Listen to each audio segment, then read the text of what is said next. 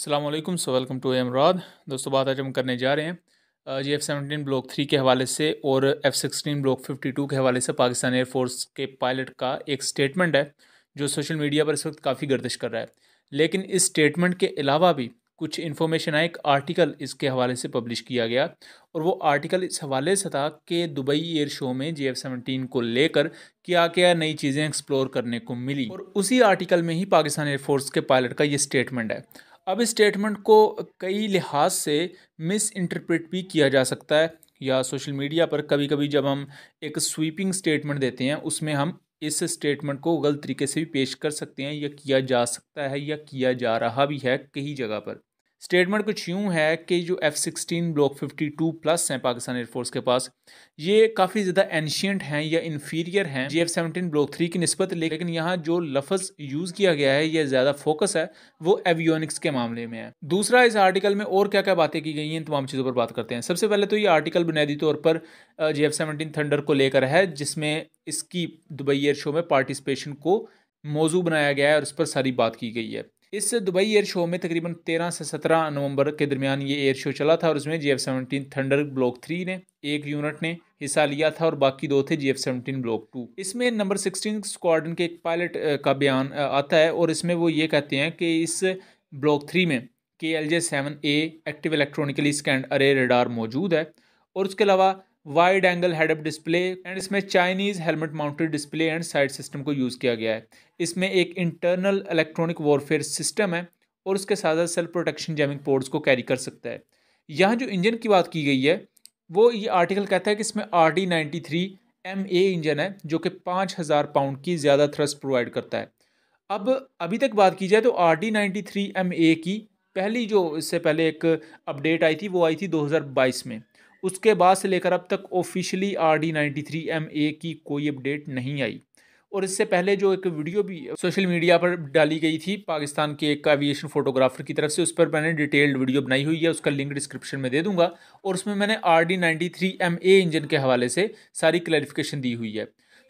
ये जो new engine की बात की जा रही है जिसकी थ्रस्ट 5000 पाउंड ज़्यादा होगी पुराने जी F-17 ब्लॉक 1 और ब्लॉक 2 में इस्तेमाल हो रहे RD-93 इंजन के मुकाबले में, तो वो WS-13 की तरफ एक इशारा हो सकता है, जो कि ओबियसली इससे आगे जो सेकंड और थर्ड बैच होगा जी F-17 थंडर ब्लॉक 3 का उसमें आएगा। और इन नेक्स्ट बैचेस के हवाले से भी इस आर्टिकल में कुछ शवाहिद मौजूद हैं या इसके हवाले से बात की गई है। उसके बाद यहाँ ये कहा जाता है कि जो न्यू इंजन होगा इसमें ब्लैक स्मोक को लेकर भी जो इश्यूज थे वो ख़त्म किए गए हैं। लेकिन मैं यहाँ ये भी क्लियर करना चाहता हूँ कि ब्लॉक 1 में ज़्यादा इशू था ब्लैक स्मोक का।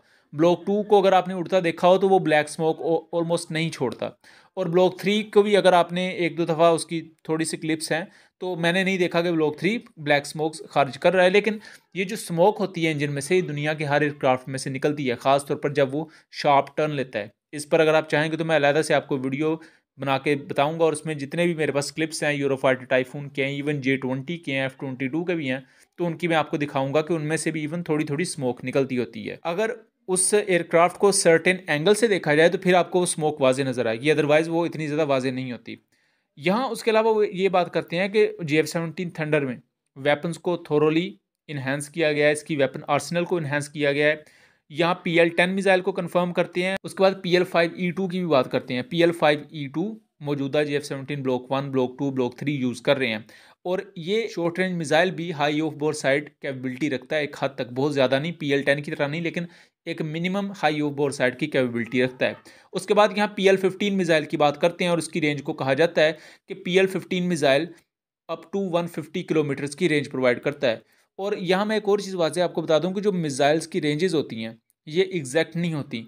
जैसा कि अगर हम ये एज्यूम करते हैं कि जो SD-10 मिसाइल है इसकी रेंज 70 से 100 किलोमीटर है, तो हो सकता है टेल ऑन चेस में ये जो एस्टिमेटेड रेंज है ये कम होकर 60 टू 50 किलोमीटर तक रह जाए। बहुत से सिनेरियोज होते हैं, उस सिनेरियो या सिचुएशन के लिहाज से रेंज कम या ज़्यादा होती है। इस तरह फाइटर एयरक्राफ्ट किस एल्टीट्यूड पर उड़ रहा है, किस एंगल से अपने दुश्मन को निशाना बना रहा है, ये तमाम चीज़ें भी मैटर करती हैं एक मिसाइल की रेंज पर।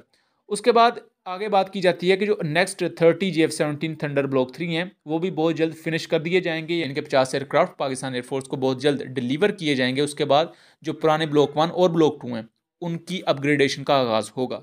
यहाँ वो बात करते हैं कि the F-16 Block 52 is ancient compared to the avionics on the JF-17 now. We know because we fly them both. Pilot कहते हैं कि हमने ये F-16 Block 52 भी उड़ाया हुआ है और JF-17 Block 3 भी उड़ाया हुआ है। हम उस बुनियाद पर ये कहते हैं कि जो JF-17 में अब एवियोनिक्स यूज़ हो रही है ये F-16 Block 52 के मुकाबले में बहुत बेहतर है। यहाँ बात एवियोनिक्स की, कंप्यूटर सिस्टम की और इसके अलावा इसमें स्टेट ऑफ द आर्ट जो सिस्टम्स यूज़ किए गए हैं उनकी बात की जा रही है। उस हवाले से देखा जाए तो JF-17 थंडर ब्लॉक 3 काफ़ी बेहतर है F-16 के ब्लॉक 52 से, ना कि F-16 ब्लॉक 70 से इसका कंपैरिजन किया जा सकता है। F-16 block 70 obviously JF-17 block 3 से बेहतर है, लेकिन जो पाकिस्तान के पास एडवांस F-16 ब्लॉक 52 मौजूद हैं उनका कंपैरिजन किया जाए एवियोनिक्स के मामले में, HMD के मामले में और मुख्तलिफ चीज़ों के मामले में, तो JF-17 ब्लॉक 3 उन्हें आउट मैच करता है। लेकिन यहाँ JF-17 ब्लॉक 3 को पाकिस्तान एयरफोर्स के लिए या थर्ड वर्ल्ड कंट्रीज़ के लिए जो अच्छी चीज़ बनाती है वो इसकी कॉस्ट इफेक्टिवनेस है और उसके अलावा लॉजिस्टिकली भी JF-17 बेहतर एयरक्राफ्ट है। लॉजिस्टिकली इस वजह से लॉजिस्टिक सपोर्ट ये होती है कि आपका जहाज़ जो आप इस्तेमाल कर रहे हैं उसके पुर्जे आपको बर वक्त मिलते रहें, क्योंकि जैसे हम कार या मोटरसाइकिल की ट्यूनिंग करवाते हैं तो फाइटर जेट्स की भी ट्यूनिंग या जैसे आप मेंटेनेंस कहते हैं, ये तमाम चीज़ें इनकी भी होती हैं। और फाइटर एयरक्राफ्ट की इस मामले में या ड्रोन्स की इस मामले में बहुत ज़्यादा स्ट्रिक्ट किस्म की मेंटेनेंस होती है। अगर किसी पुर्जे में हल्की सी भी खराबी है तो उसे रिप्लेस किया जाता है, ना कि उसे मुरम्मत करके दोबारा वही लगाया जाता है। अगर इसकी आपने पुअर मिसाल देखनी हो तो इंडियन MiG-21 मौजूद हैं, क्योंकि इसके बारे में ऑफिशियल रिपोर्ट्स मौजूद हैं कि वही पुराने पुर्जों को मरम्मत करके या जुगाड़ लगा के वापस लगा दिया जाता था। इसी वजह से अभी तक MiG-21 400 से भी ज़्यादा क्रैश हुए हैं सिर्फ इंडियन एयरफोर्स के। बहरहाल लॉजिस्टिकली इस वजह से बेहतर है कि F-16 फ़र्ज़ करें पाकिस्तान के पास ब्लॉक 70 भी हो, लेकिन जिस तरह के आजकल हालात हैं पाकिस्तान और अमेरिका के दरमियान कोई ऐसा जब दोस्ती नहीं है। पाकिस्तान अब एलाए है चाइना की तरफ और अब टिल्ट कर रहा है रशिया की तरफ भी। तो इन तमाम चीज़ों के चलते अगर हमें F-16 ब्लॉक 70 भी हमारे पास होता और हमारे पास उसके पुर्जे ना होते या उसकी मेंटेनेंस के लिए स्पेयर पार्ट्स की कमी होती तो बहुत ही ज़्यादा बुरी सिचुएशन होनी थी। तो उसके लिए JF-17 ब्लॉक 3 को अगर इस पैराए में कंपेयर किया जाए तो फिर F-16 से 1000 गुना बेहतर है जो हमारे पास फ़िलहाल कैपेबिलिटी मौजूद है। सो ये पूरे का पूरा वो एनालिसिस था और पाकिस्तान एयरफोर्स के पायलट ने किस कॉन्टेक्स्ट में ये बात कही। सो उम्मीद करता हूँ चीज़ें क्लियर रही होंगी। वीडियो पसंद आई हो तो ज़्यादा से ज़्यादा शेयर कीजिएगा एंड चैनल को सब्सक्राइब कीजिएगा। मिलेंगे अगली वीडियो में, तब तक के लिए अल्लाह हाफ़िज़।